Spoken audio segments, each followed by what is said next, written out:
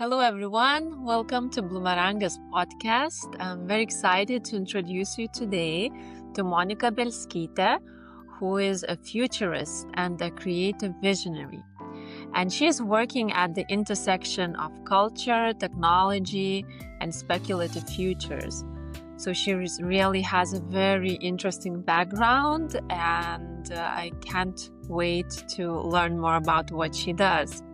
So Monika is also the founder of Protopia Futures, a platform dedicated to imagining more informed alternatives to the usual dystopian and utopian tropes and creating more inspiring visions of tomorrow. Monika is also futurist in residence at Nike. So welcome, Monika. I'm very excited you are here, and maybe we can start with the first question of, so what is a futurist? Thank you so much for the introduction.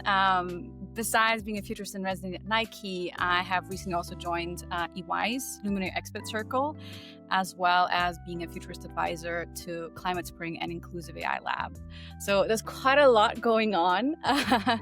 And in a way, I've been straddling these different domains between technology and media, and then more recently getting back a little bit into, what are the product futures as well, with Nike thinking, what is the future of embodiment? And I wish I could tell more about it, but hopefully soon.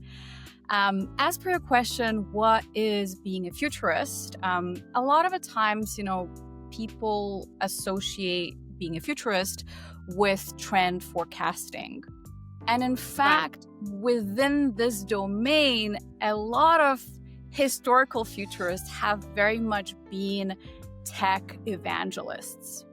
And what's so interesting to me right now, especially with this engagement with Nike, is to remind people that the future doesn't happen to technology because of technology or through technology.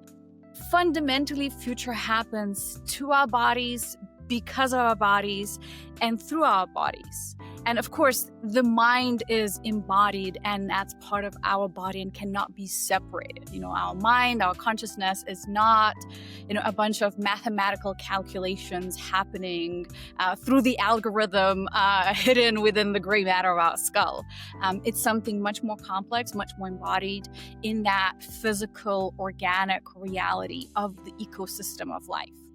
So as a futurist, I really always try to look into this complexity of engagement between humans, our narratives, our values that end up shaping the way we do our scientific research and the way we design technological tools. So my main interest when it comes to innovation and innovation strategy has never been, simply tech specs per se. I'm very passionate about technology. I engage with whatever as it is at the bleeding edge of technological tools.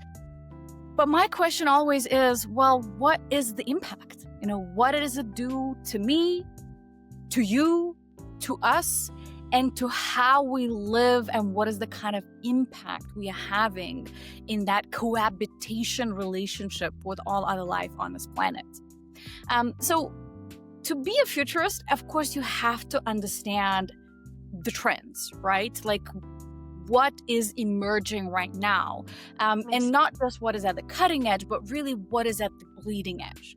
You have to know not just, what are the papers that are already published and peer-reviewed, but what are the scientists working on in their labs? You have to know not just what is in the latest press release of, again, another venture capital propped up tech hype, but really what is in the fabs, right? What is the stuff that people are working on that is still very much stealth mode?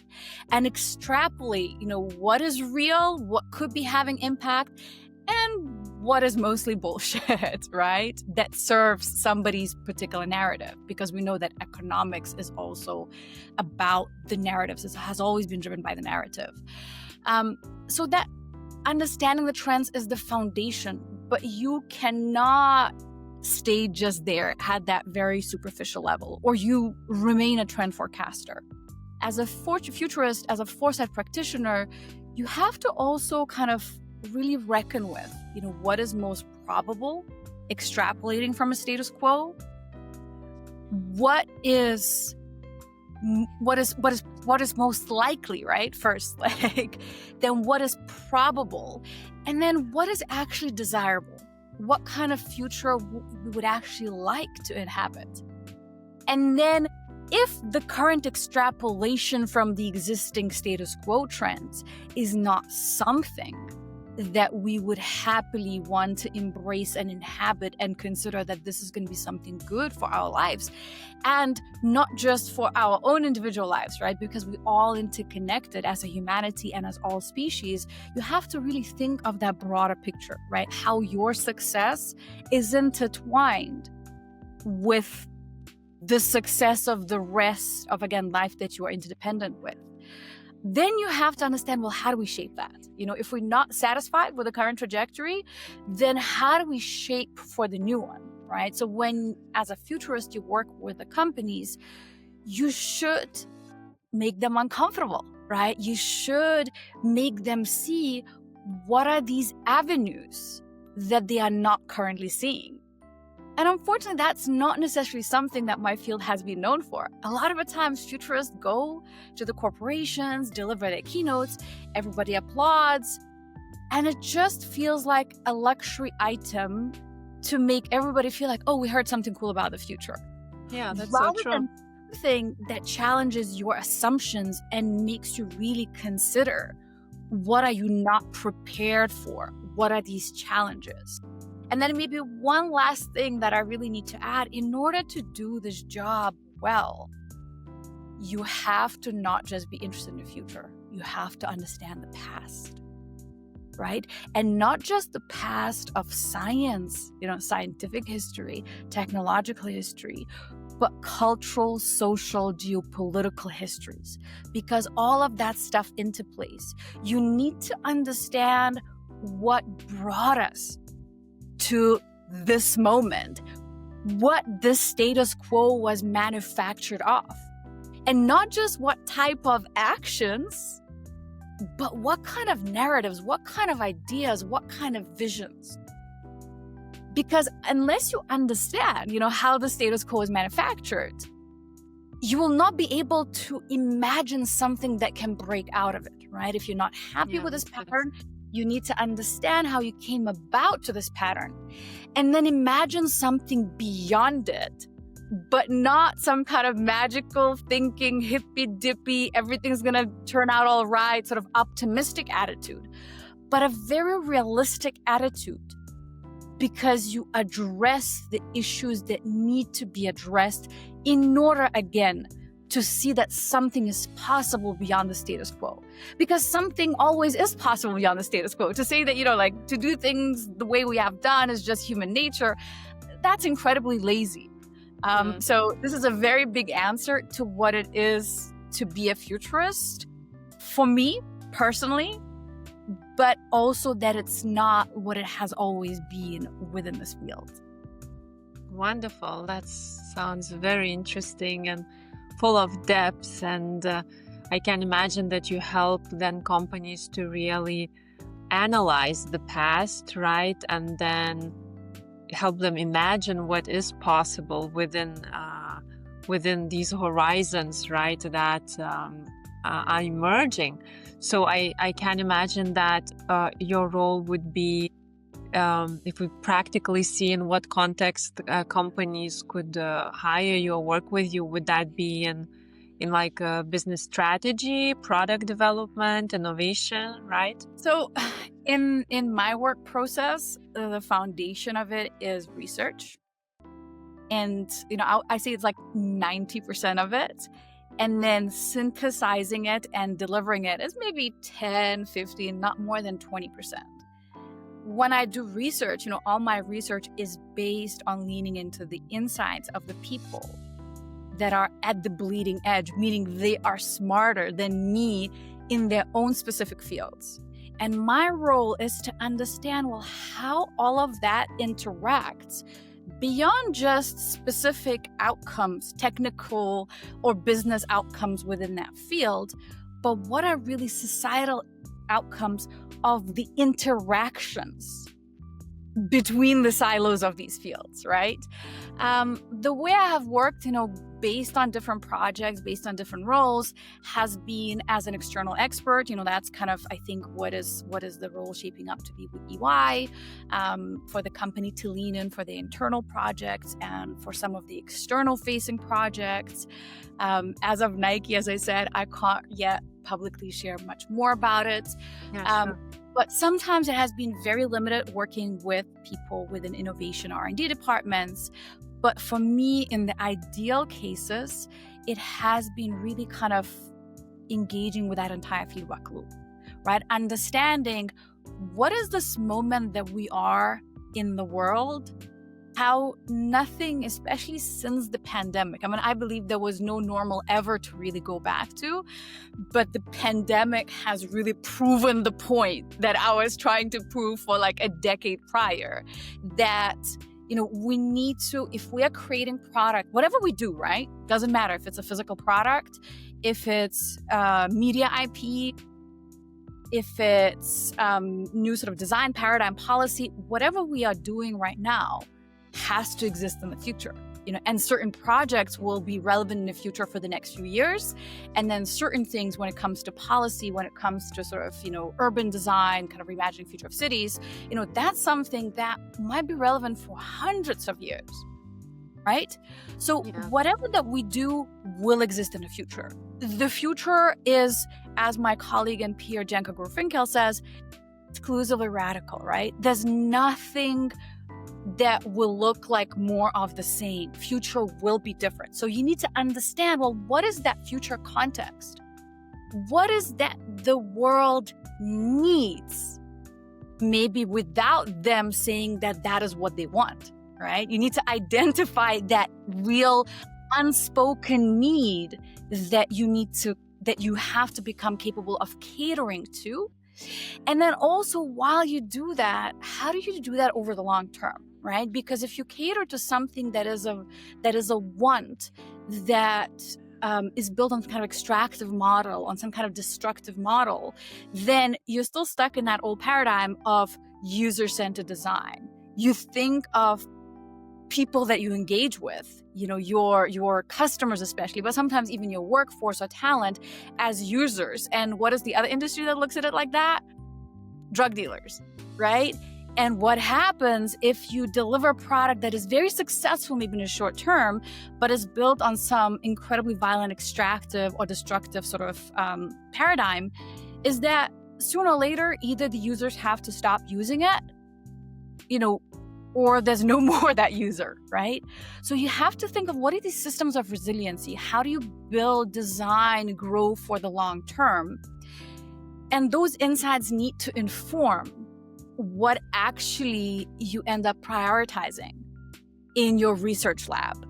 And you need to constantly be researching and innovating rather than just thinking how to do more efficiently, more of the same. So for me, it's that feedback loop, right? Taking these insights of what is happening in the world and truly on a global scale, not just focusing on the weird world, right? Sort of Western, upper middle class, able-bodied, et cetera, but what I call the global majority, global South, where majority of the world's population lives. So take all of these insights, inform your R&D with, then think, how do you package innovation that is not just cool because it's new, right? But you speak to what is its impact, what kind of opportunities this would be creating in the world, how those opportunities will be positive opportunities for people to have a positive brand perception of you. And then ultimately, how do you land that in the world? And so this is something very interesting that I've been working for the last few years, is trying to merge my two practices. Back in the day with an entertainment industry where I focused a lot on Storyworld Design. A more popular term is world building, but I dislike that term a little bit because it makes me think of, in the real world, these were the examples of Chandigarh or Brasilia, right? A genius architect descends on the land and from top down comes up with a master plan. And now everybody has to inhabit that built environment that was conceived without them in mind and without those organic processes that any actually successful city engages with, right? It allows, you create, design certain infrastructures, you build certain buildings, but then you also engage with these social growth processes that is more about adaptability, feedback loop, and exchange, right? So world designing in media entertainment industry, is how do you develop IP? And my specialty has always been sci-fi. I guess really good examples, I was engaged with Black Panther, Wakanda Forever, not in its original inception. I feel like my contribution was fairly minor as a Futurist consultant on the second edition. Another visible example would be Avatar. That I also, that's something I comment on, but I didn't work on Avatar. But the world of Pandora and the world of Wakanda are excellent examples of how do you flesh out a compelling future universe. And then that universe becomes the main IP. It's not about just one singular narrative. It is not about any singular character, even if the title is Black Panther, right? But the real value of the IP is the world of Wakanda. And then that world of Wakanda becomes sort of a generator of characters, stories, experiences in a form of films, in a form of TV series, in a form of immersive experiences, video games, merchandising, theme park, etc., etc., etc. Right?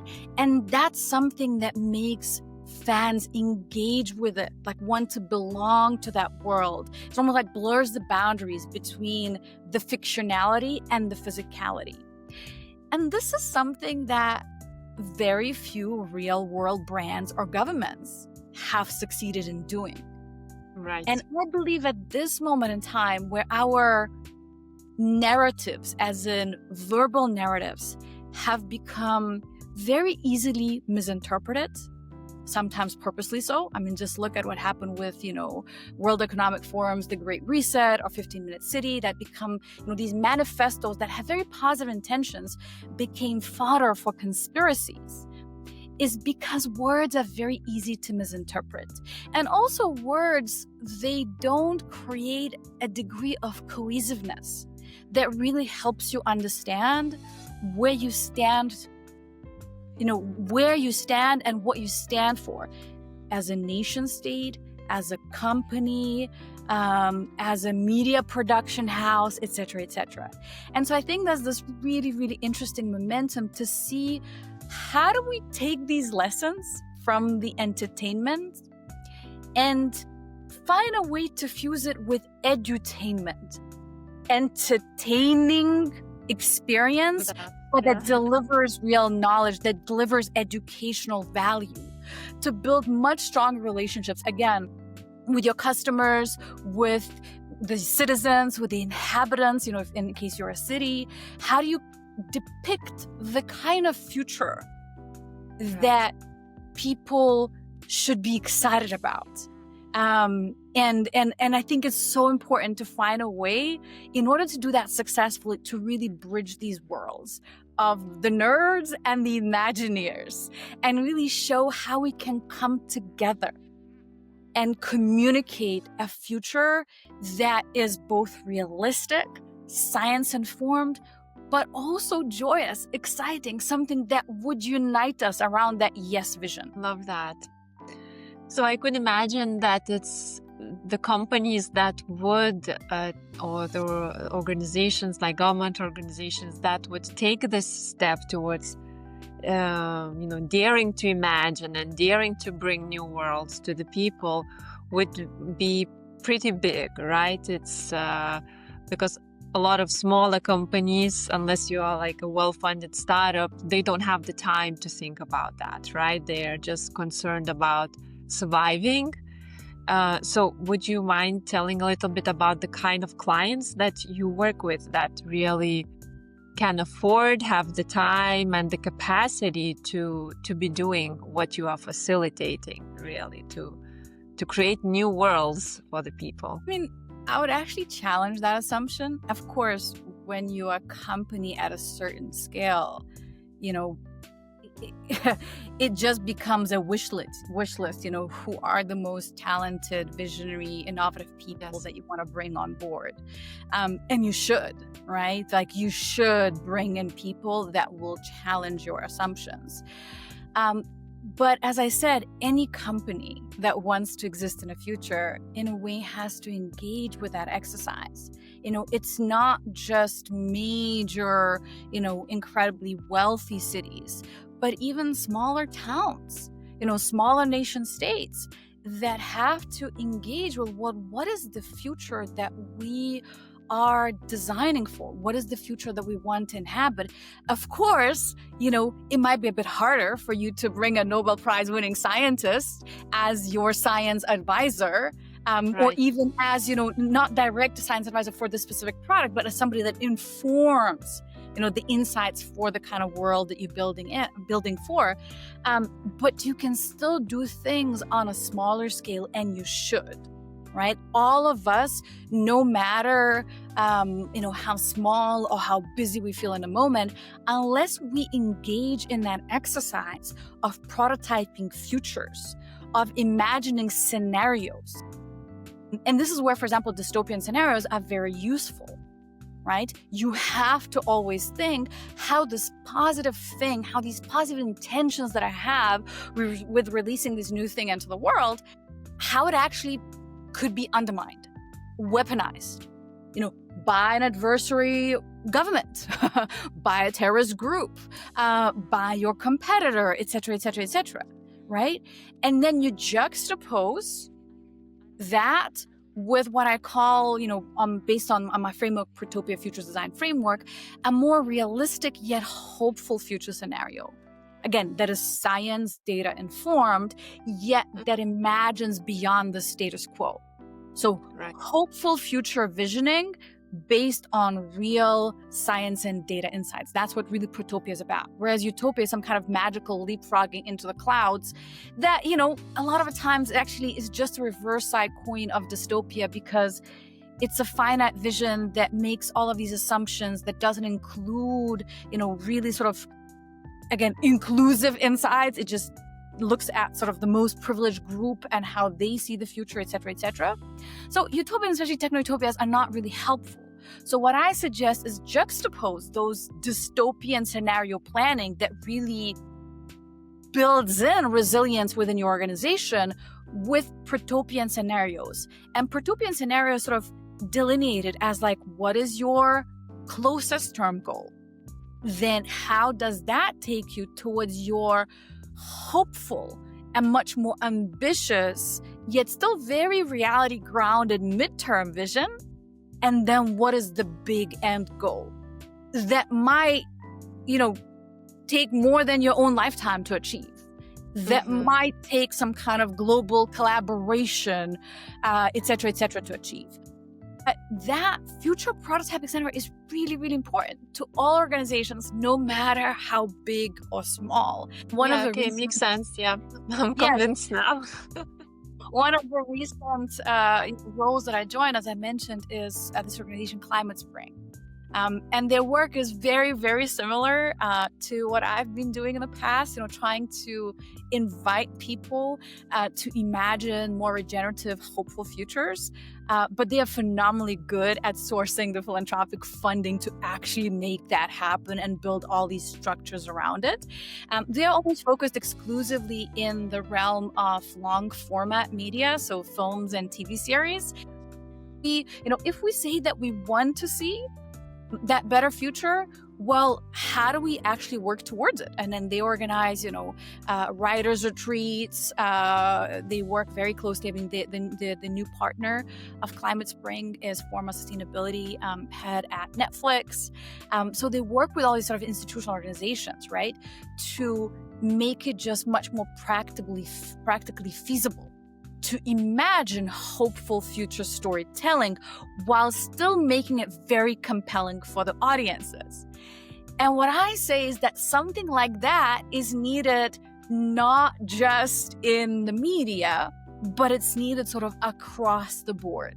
in the product world, in the policy world, in the tech world, et cetera, et cetera, et cetera. And it's the hardest sort of balancing act is really, how do you stay realistic? How do you stay grounded? How do you not engage in that sort of wishful thinking and optimism that somehow, this new technology, blockchain or crypto or VR or AI is going to come and save the day, or something else is going to save the day. But how are you engaging in saving the day today without getting sort of bogged down that currently the perfect is not possible? Right? You kind of just think, well, this step takes me closer to that next step, takes me closer to that midterm vision. And it also feels not like just a cool sort of initiative, luxury item, separate sort of brick, but how it's a foundational building block towards that larger thing that you hope to achieve in the long term.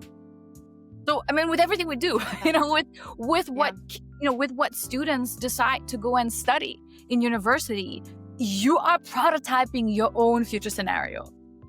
With every choice of who you vote or not vote for, you're prototyping a future scenario. And sometimes, it's about damage control. Most of the time, it's not the ideal case scenario, but you always have to extrapolate and ask yourself, well, this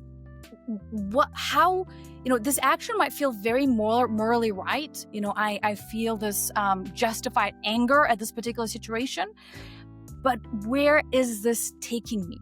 How do I foresight my own actions, and will that lead to the outcomes that I desire? Makes sense. So it's like there is this design thinking. I think you're advocating the future thinking or future prototyping, right? That can really be integrated in everyday life, and both business and personal life, isn't it? Yeah, I mean, so, recently we had this sort of large scale project that I can't speak much more to, but, in a way, sort of the approach of the project was sort of the methodology was design thinking, but the underlying kind of engagement with the reality was systems thinking, because you need, design thinking doesn't really inform you of that complexity of interactions and impacts, right? So systems thinking, it's not a replacement for design thinking, right? These are complementary sort of layered approaches that are really, really important. And then, we have a sort of design paradigm that used to be anchored in user-centric design, then human-centric design. Then somebody like Don Norman, made it into humanity-centered design after he worked with a bunch of cool people like myself and other people, that was sort of younger generation, and then appropriated a bunch of stuff and then relabeled the humanity-centered design. But really, really, really, what we need to take on as that next approach is life-centric design, right? And life-centric design, not because we are post-human, transhuman, or humans are the virus, et cetera, but because we lean into the bleeding edge scientific research and we understand how interdependent human success is within anything, within our physiological health, within our mental health, within our economic health, how interdependent that success is with the flourishment of the ecosystem at large. And so whenever we design something, we need to take into account, how do we design that for life to flourish? So that's sort of, the other layer. Then the Storyworld design is really like, how do we not make it into just bullet points and boring manifestos that get misinterpreted and become fodder for disinformation, et cetera, but how do we lean into capacities to create captivating visions and captivating story worlds within entertainment, and lean into that to communicate our future vision that can then compete with those conspiracy wormholes on YouTube that unfortunately people succumb to. Because whenever people misunderstand what we are saying about the future, initially when I started doing public speaking, I used to get frustrated. I said, but I thought I said it clearly enough. And then I realized, well, clearly I did not say it clearly enough. if people misunderstood it, of course, there's always a malicious part of any audience, population, etc., that will wishfully misunderstand. But most of the time, it is our role actually to make it more compelling, to make it more sticky, right? Like how can we make hopeful future visioning more sticky than fearful, hate, isolation-based future visioning? And the truth is that it is much harder, right? It requires much deeper research, much harder work, much greater collaboration, etc., etc. But unless we do that, we can only ban that many disinformation channels. So we have to find a way of how we communicate future visioning, not just within entertainment, but within real life. More compelling, especially when it comes to anything body related, right? So this is so relevant for biomedical research, science, sort of life sciences research, et cetera, because if people don't understand these things, then they become so scared that they really start acting against their very own best self-interest, and not just economic self-interest, but even sort of you're now endangering your life because you started believing something. And that blame, cannot just be shed onto those, profiting from disinformation. We also have to look at ourselves, have we been communicating successfully enough? So that's the Storyworld Design part. And then, Protopia Futures Design Framework, that's really about thinking beyond utopia and dystopia. And how do we imagine something that is much more realistic, yet is not, original framing about Kevin Kelly was about better future based on incremental technological innovation. My reframing of that, as I said, is science-informed future based on evolved human values, right? Technology in that process is merely a tool, an extension of our bodies and our minds, but it is really about what are these priorities, and then how, again, those priorities are shaped by the sort of ambient mythologies, what and who we consider future worthy or not. Right. So what are those values that you've uncovered through all the research that are kind of common among cultures in the world these days? What is it that the beat is at the current moment?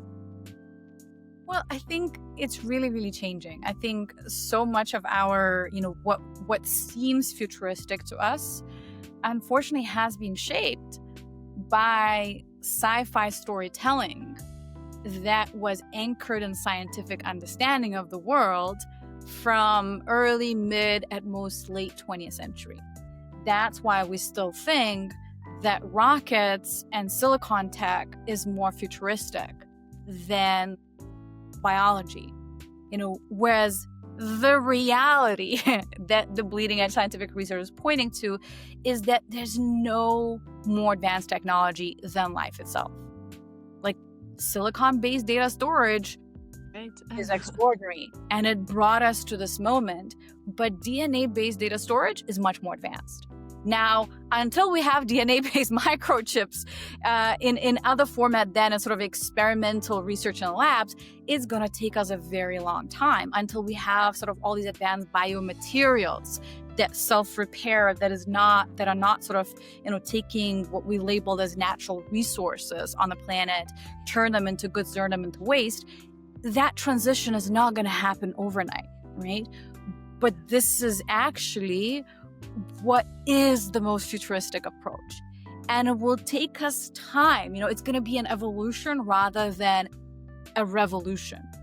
And what's fascinating for me within that is that so many of indigenous frameworks, indigenous understandings are very close to that particular approach.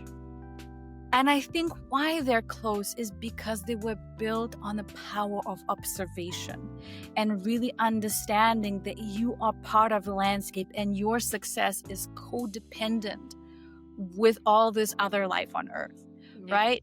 Right now, like the popular sort of sci-fi narrative is like, oh, the most futuristic thing that AI could allow us to do is decipher, alien language or give rise to artificial digital intelligence, which would be this novel form of, almost alien-like consciousness. And in reality, what we're learning is like, oh, wow, AI, sort of machine learning algorithms are helping us decipher whale communication systems and birdsong. And now we understand, oh, like, it's not just us humans having these communication systems. And we were dismissing indigenous people for so long, saying that communicating with other than human species, well, that's some kind of fairy tale fantasy. That's like so out of date. That's so unfuturistic, et cetera, and now we are like, oh, wow, wait a second. Is this what the bleeding edge scientific research is pointing to? In a lot of indigenous languages, a lot of sort of things that within English language we identified as something inanimate. The ocean, all right? The ocean is it. These were not considered its. These were considered sort of animate entities. And right now we kind of start understanding, oh, wow, okay, ocean is this whole living ecosystem where you cannot take apart sort of the engineering style into the separate parts. And unfortunately, we're trying to destroy them before we fully understand it, to potentially dire consequences. So there's this big kind of emergent fight, which I find it so interesting how somebody like Ryan Coogler in Black Panther Wakanda Forever was pointing to that future fight over the deep ocean mining. And right now, because we need these sort of rare earth minerals and other sort of trace minerals for the green, supposedly sustainable energy transition. So we're going to mine the ocean floor. And we're finding out, oh, wait, in the deep ocean floor, that's how the dark oxygen gets produced. And if we take out part of that element, well, that whole intelligent ecosystem of the ocean might collapse. And, and it's not like, oh, it's going to collapse and it's going to happen to somebody else. It will happen to us because we will not be able to cope with the other impacts of biosphere collapse and it's not just about heating, right? But like it could change the conditions of the elements within the air that we breathe. If we recklessly just think that we can take a part of the ocean as if it was just an engineered, detailed an element that we could pull out, and then something else would be able to push in that hole. So I mean, I think these are sort of really interesting insights, and we need to situate all of our research within that. So are you saying that people are more ready to accept that, let's say, we have to move away from consuming and destroying to more co-living with our surroundings and with the world at large? You think is it happening already at the majority level, or it's still a minority? Well, I think again, we complain how badly we are doing as humans. But if you look at our narratives, what we considered aspirational, who were considered to be the heroes, what was considered to be beautiful, what kind of future stories we have told ourselves, and how most of them were happening, in the spaceships on Alpha Centauri, in some other planets, or, so on and so forth, or like zombie apocalypses, et cetera, then you look at our reality and you're like, oh, based on these narratives, we're actually not doing that badly. But the truth is that you're not going to effectuate behavioral change if people don't actually understand how that will be part of their success, right? So a lot of my work right now is very much focused on embodiment, and my focus on embodiment is coming from the experience of being somebody with really divergent sensory processing, which is neurodivergence, autism, ADHD related. And then through that, I kind of lean into what are the other invisible disabilities, people living with chronic pain, people undergoing cancer treatments, et cetera, and, what are the overlaps between our sensory processing, between our friction with the physical reality, be it, again, objects, tech, design, built environment, et cetera, and how also our needs overlap. And if you just communicate things like, oh, we need to do something better, not just to cure cancer, but to improve life quality of people that are undergoing cancer treatments, people think of it as somebody else's problem. when you actually reframe that, about 50% of us will go through cancer journey in a lifetime. And pretty much 100 of us that will live past the age, 35, 40, we will deal with a cancer journey of our most loved close one. Be it, our parent, our partner, our sibling, our child, etc., etc., etc. All of a sudden, this is not anymore a distant issue. When I speak, for example, around autism and autism-related sort of sensory needs, accommodations, etc., what is incredible is that it's pointing us to the fact that autistic people with sensory processing issues are like a canary in a coal mine, right? We get, like a lot of us, as well as people with migraines and chronic pain, we get headache and irritation, sometimes even nausea, from strong overhead light, especially past a certain hour, flickering lights, etc., etc. What we are now realizing is those strong, especially blue-toned lights, create melatonin production and sleep pattern disruption and sleep quality reduction in everyone. And we know that long-term circadian pattern disruption, sleep disruption, for everybody creates chronic inflammation, autoimmune conditions, and leads to cancers. Similar stuff with artificial fragrances that are full of ingredients that create endocrine disruption, etc., etc., etc. And you kind of keep adding these things up and you realize, well, actually, if we would design our products and our environments with the insights that autistic innovators can bring you, with the insights that cancer patients can bring you, you actually create better designs for everybody. And when you look back at the history of innovation and technology, you realize that so much of highly destructive technology has been indeed pioneered through military-industrial complex-based innovation. But so much, and some of it trickled down and became something useful and helpful for all of us. So it didn't just stay in that destructive silo. And again, national security is an important issue. You cannot just sort of like demilitarize everything and everyone overnight, no matter how much we would like to. However, accessibility-based innovation generally didn't just result in something that helped disabled people. It's something that resulted in better designs, better experience, better products to majority of the population.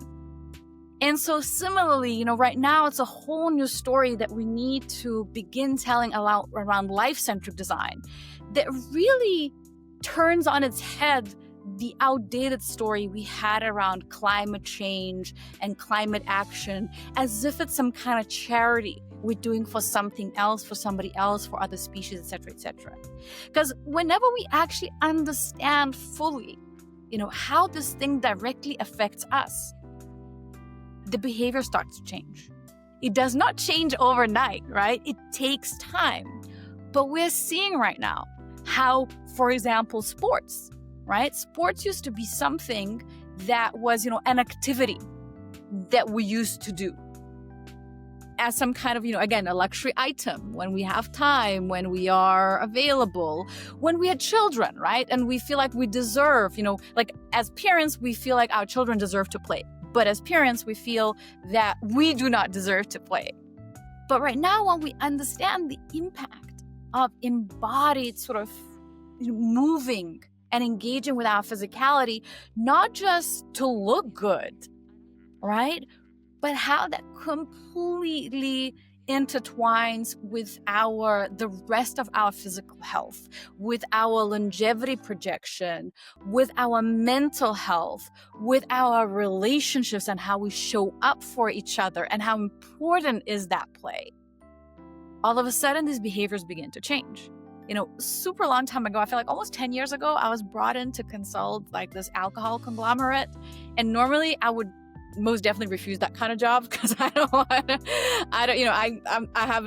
don't drink at all. And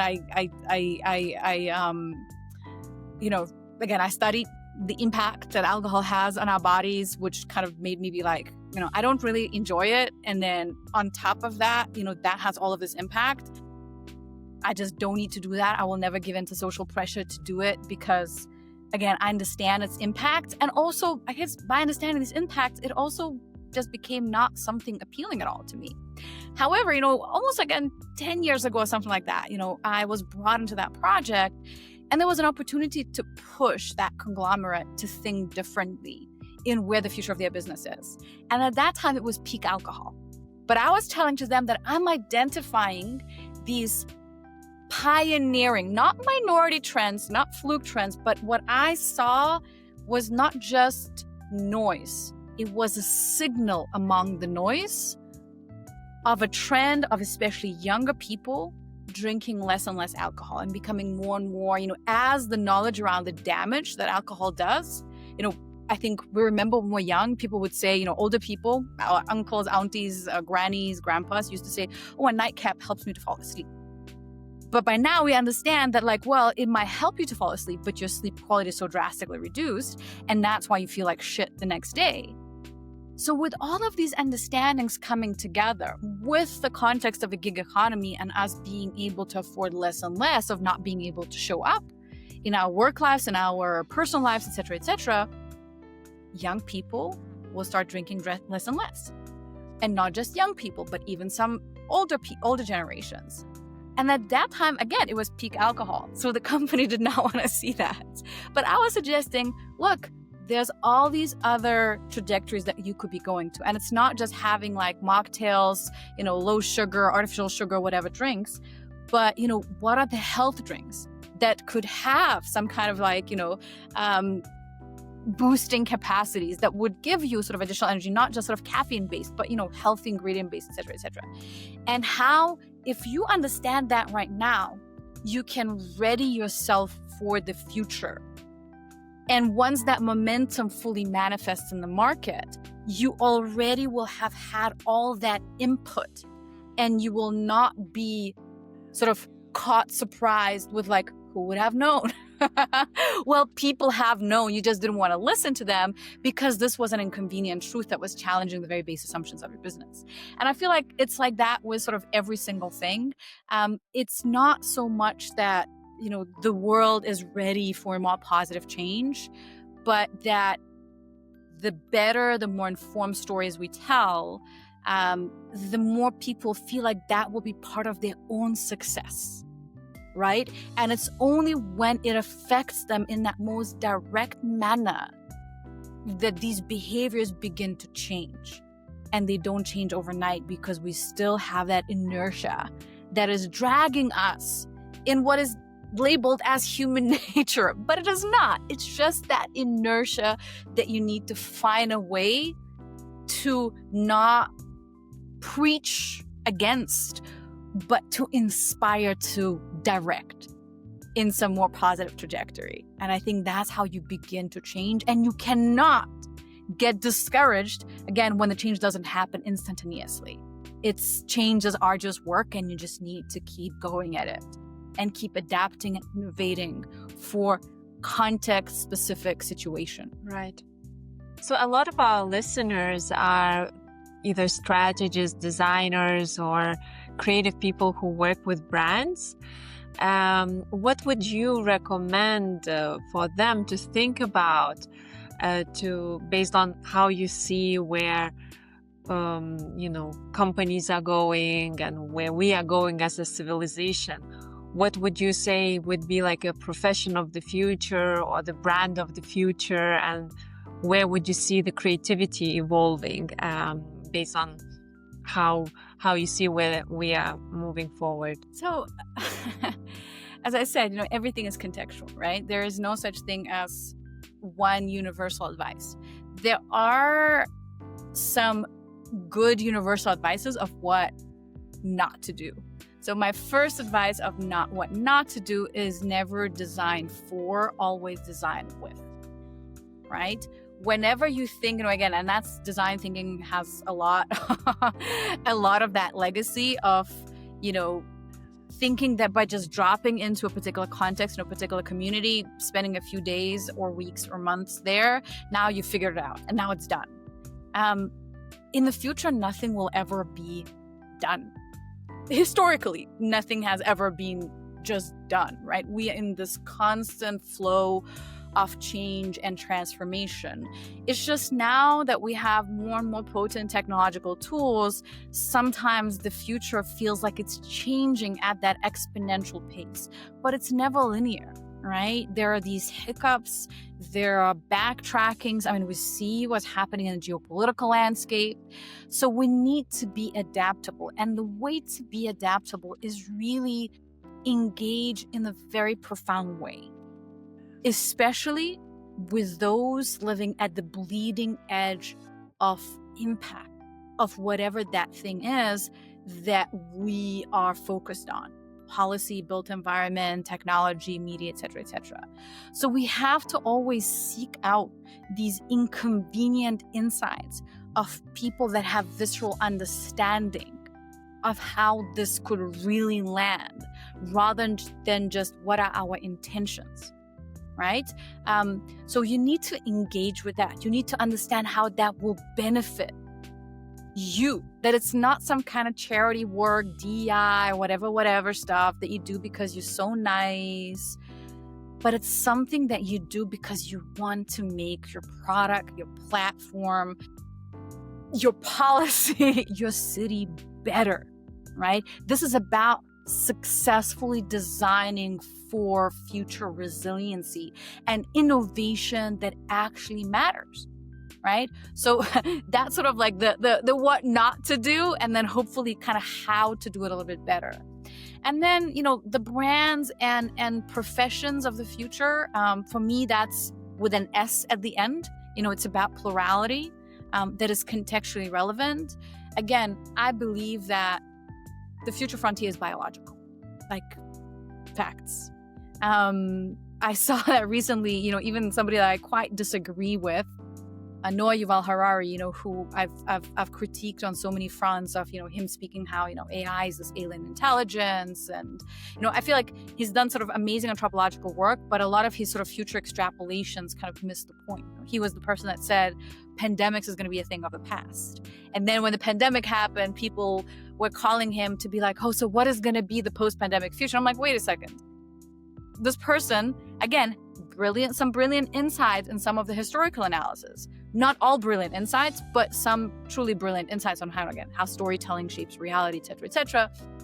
But, he wasn't even thinking that pandemics in plural will be a major issue. So maybe for that, you need to lean into people that have actually been telling you that. I mean, we both, we're born in Lithuania. And I mean, how irritating has been to have to be subjected to the quote-unquote West-splaining of Western Europeans, North Americans, telling us, what will be the solution to to Russia's invasion of Ukraine by the people who in the first place were arguing that Russia is never going to invade Ukraine. So if you already had all these erroneous assumptions, what puts you in the position right now to tell what's going to be the future of the solution? If just a few months before the whole NFT bubble bust, you are the one telling that NFTs is going to be the future of creativity, and now you repackage yourself as Gen AI expert, really, maybe first you need to acknowledge why you were so misguided with that last wave of hype. So, these things I think are really, really important. And so that's why brands, professions, we need to engage in that critical thinking. And we need to, I'm going to loop it back to what Noah Yuval Harari was saying, which is something that I've been pushing for, that the reality is that we live in a biological world. Colonizing Mars, the issue is not better rockets. Sure, better rockets will be needed to go on Mars. But the reality is human body is not made to live in the Martian atmosphere, under Martian gravity, without the rich ecosystem of life that we have evolutionarily co-evolved with here on Earth, right? So we can have all these amazing, fanciful technological tools. But if our biology is collapsing, like the moment you get sick, that becomes the only reality that matters. And in that process, we will need AI tools. In that process, we will need better data storage, better data analysis, et cetera, et cetera, et cetera. But, is this something that will support the future of life? Or is this something that tries to replicate, undermine, or create some kind of simulacrus of life? Because if that's what's the goal, it will not succeed. Life is way more complex than that. We've been comparing human brain. If you know history of technology, you know that humans, when the telegraph was invented, humans thought that our brains are just as complex as the telegraph and then as telephone switchboards. And, because at that time, that was the fantastical technology. That was the magic, right? And today, silicon-based computation seems like magic. But the truth is, the magic has always been life itself. And so I think the brands and professions in the future will engage with that complex reality of what it means to inhabit these bodies. How can we feel better within these bodies, within ourselves, with each other, within the planet? What type of products, what type of platforms, what type of services, what types of innovations that will require? And how do we create new understandings around that, right? So I think this is really where the future is at. And most of the professions of the future that will not be automated away will also be something that is also reckoning with the complexity of that biological reality that cannot be replicated, right? Everything that is about sort of these oversimplified engineered systems, replicable answers, et cetera, that's something that can be automated away.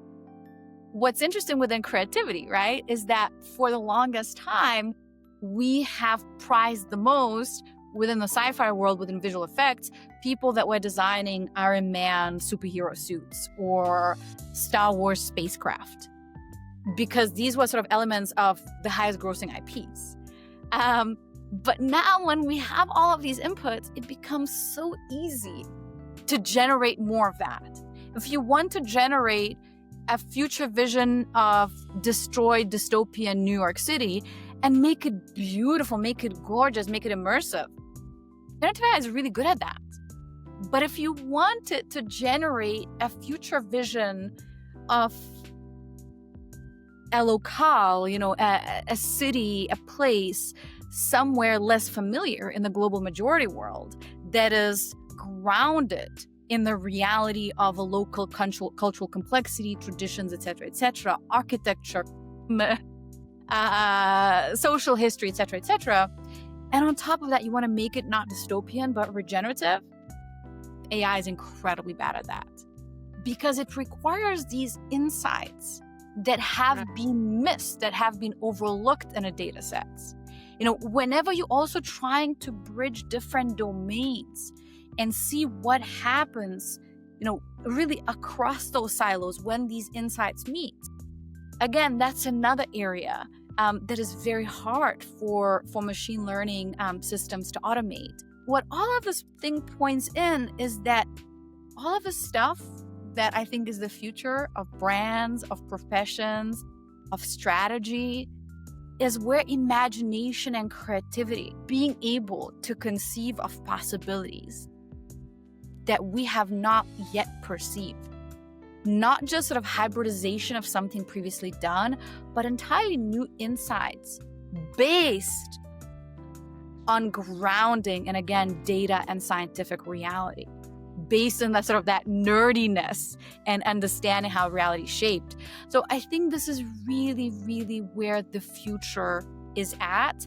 And maybe just sort of one last thing regarding the brands, but even as in professions, it's not about being, this idol that delivers and sort of speaks from your ivory tower. It's really, how do you create these two-way conversations? How do you deliver tangible value?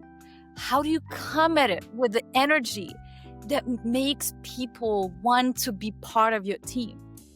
And it's really hard, right? Because We're all busy. We're all running around. And we so focused on delivering this thing, on these tech specs that we had to do. But so much of actually where we're going is really about how do you show up in the lives of those that you want to value you. Like, what is the real tangible thing that you add to their life quality? And why they should be part of your team, and how do you keep learning and keep engaging and not just sort of deliver on the formulaic manner? Because the more formulaic you are, again, the more replicable you make yourself to be. The more homogeneous any system is, the easier it is to be hacked. So I really kind of believe that this is where the future is at, and the future needs more futurists that are more than just tech evangelists, but people that really make us question our existing assumptions and make us dream of the kind of possibilities that we always hoped for, but not that sci-fi necessarily condition us to expect. Wonderful. Thank you so much, Monika. This was very eyes-opening, right? With so many examples that you gave, and I'm sure that it will be very enriching for all the listeners. So for all of you who are watching us on YouTube, you'll find links to Monika's work in the comments. And if you're listening us on the podcast, please go to our website and you'll also find more about Monika's work. So thank you once again, and I wish you all the best in really doing this major mission, right, of helping to create new futures. Thank you, Monika. I hope so. And again, it takes all of us, everything, I constantly try to make myself be the stupidest person in the room. And so I really, everything that I do, all the quality insights that hopefully I bring depends on those two-way conversations. So whoever has feedback, whoever thinks that I should know something that I don't yet know, please reach out. Please, let's converse. And hopefully together we come up with something more exciting and more joyful and more playful, and yet still geopolitically and economically realistic. Because it's this combination of dreaming and engaging with reality in order to shift it for something that we would like to inhabit. Wonderful. Thank you so much.